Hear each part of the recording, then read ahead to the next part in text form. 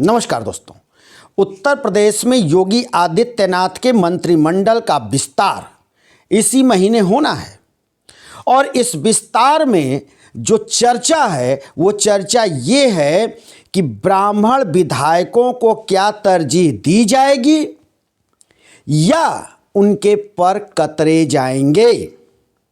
तो ये जान लेना जरूरी है कि इन ब्राह्मण विधायकों में जो नाम सबसे ऊपर है वो नाम है सलबमणि त्रिपाठी, जो देवरिया के नगर विधानसभा क्षेत्र से आते हैं, और दूसरा नाम है वाराणसी से एमएलसी धर्मेंद्र सिंह का, जो भूमिहार हैं और भूमिहार ब्राह्मण अपने आप को कहते हैं।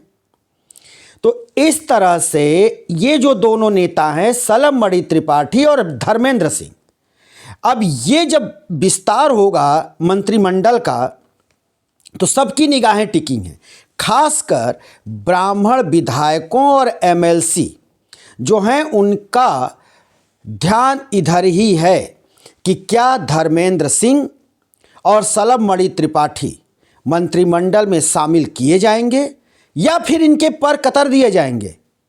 यह भी संभव है कि 2027 में इनके पर कतर दिए जाएं।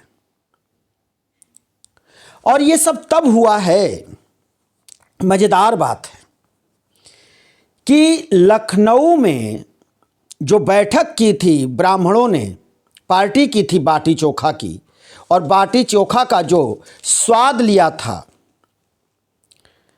वो स्वाद लिया था पीएन पाठक के आवास पर। वो विधायक हैं भारतीय जनता पार्टी के और वो कुशीनगर से आते हैं, कुशीनगर के वो विधायक हैं।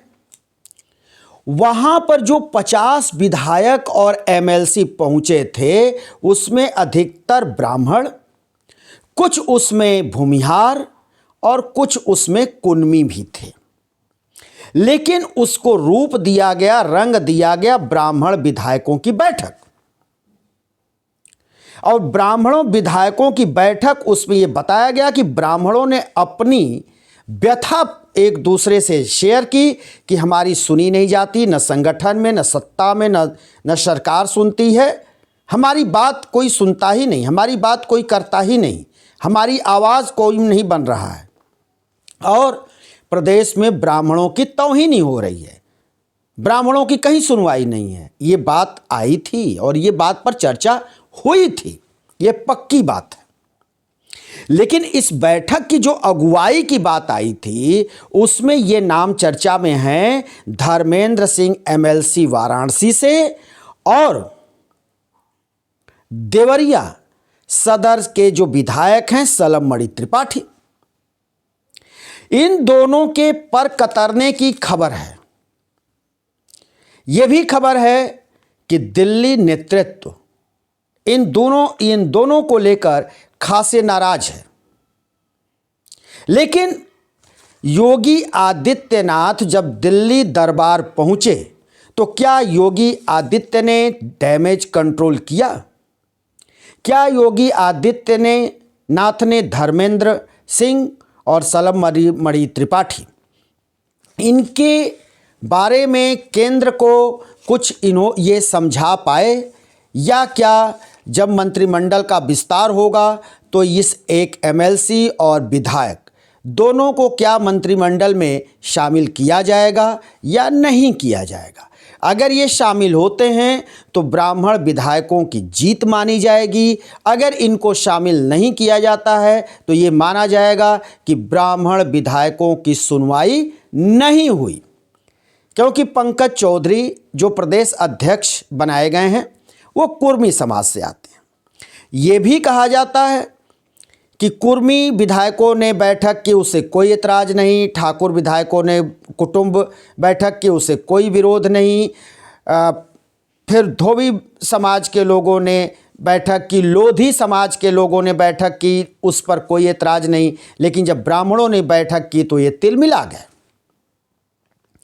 लेकिन यहाँ हम तो बात कर रहे हैं सलबमणि त्रिपाठी और धर्मेंद्र सिंह का।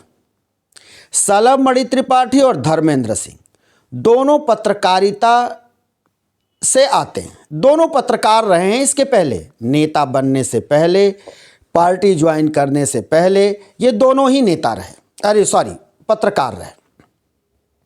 धर्मेंद्र सिंह अखबारों की पत्रकारिता किए, सलम त्रिपाठी अखबारों की पत्रकारिता करते हुए वो चैनलों पर इलेक्ट्रॉनिक मीडिया के लिए भी उन्होंने पत्रकारिता की। लंबे समय तक लखनऊ में जमे रहे, उन्होंने लखनऊ में अच्छी पकड़ बनाई और उन्हीं के साथ साथ धर्मेंद्र सिंह की भी पकड़ बनी और सलम त्रिपाठी और ये दोनों काफ़ी पहले से मित्र हैं और मित्रता के चलते आज भारतीय जनता पार्टी में दोनों ही हैं, एक एमएलसी और एक विधायक। लेकिन महत्वाकांक्षा इनकी बड़ी होती है और ऐसा नहीं है, ये हैं भी उस लेवल के और इनकी महत्वाकांक्षा अगर है तो है भाई, कौन नहीं चाहेगा कि वो मंत्री बने, विधायक है, एमएलसी है तो इनकी भी महत्वाकांक्षा है। अब ये जान लेना बहुत ज़रूरी है कि सलम त्रिपाठी बहुत दिनों तक सिर्फ विधायक बना रहना नहीं चाहते, वो चाहते हैं कि मंत्रिमंडल में उनको शामिल किया जाए, वो भी मंत्री बनाए जाए। और धर्मेंद्र सिंह भी चाहते हैं कि भाई ऊपर आना चाहिए, मंत्री बनना चाहिए। बनारस से एक ऐसे मंत्री बनाए गए हैं जो विधायक नहीं थे, एमएलसी नहीं थे, फिर भी उनको मंत्री बनाया गया, दयाशंकर दयालु को। बाद में वो एमएलसी हुए। तो दोनों की महत्वाकांक्षाएं हैं और दोनों ही मित्र रहे हैं, दोनों पत्रकारिता जगत से आते हैं, दोनों की बड़ी घनिष्ठ मित्रता है और इन दोनों के तमाम और भी पत्रकार मित्र हैं। मेरी भी बातचीत होती है, पहले होती थी, इधर बीच नहीं हो रही है। लेकिन क्या ये ब्राह्मणों का जो चेहरा बनना चाहते हैं तो ये चेहरा बन पाएंगे? इनको मंत्रालय में जगह मिलेगा या नहीं मिलेगा? ये भी हो सकता है कि इनकी जो महत्वाकांक्षा है कहीं इनको ले डूबे न और 2027 के चुनाव में इनको टिकट से भी वंचित कर दिया जाए, इनको टिकट भी न मिले। क्योंकि खबर ऐसी है, दिल्ली से भी इस तरह की बात आई है, इन दोनों विधायकों के ऊपर चर्चा हुई है, योगी आदित्यनाथ से चर्चा की बात कही जा रही है और इन दोनों विधायकों को अब ये देखना होगा कि जीवन दान मिलता है या फिर इनके पर कतर दिए जाते हैं। ये भी आने वाले समय में, क्या इसी महीने में तय हो जाएगा कि धर्मेंद्र सिंह मंत्री बनाए जा रहे हैं, सलम त्रिपाठी मंत्री बनाए जा रहे हैं या नहीं बनाए जा रहे हैं। और बैठक के ये दो मेन चेहरे थे।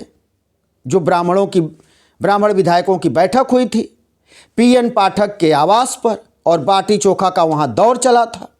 उसके बाद नाराज़गी, केंद्र में बैठे हुए बड़े लेवल के जो भारतीय जनता पार्टी के नेता हैं वो और प्रदेश अध्यक्ष, ये सभी नाराज़ हो गए।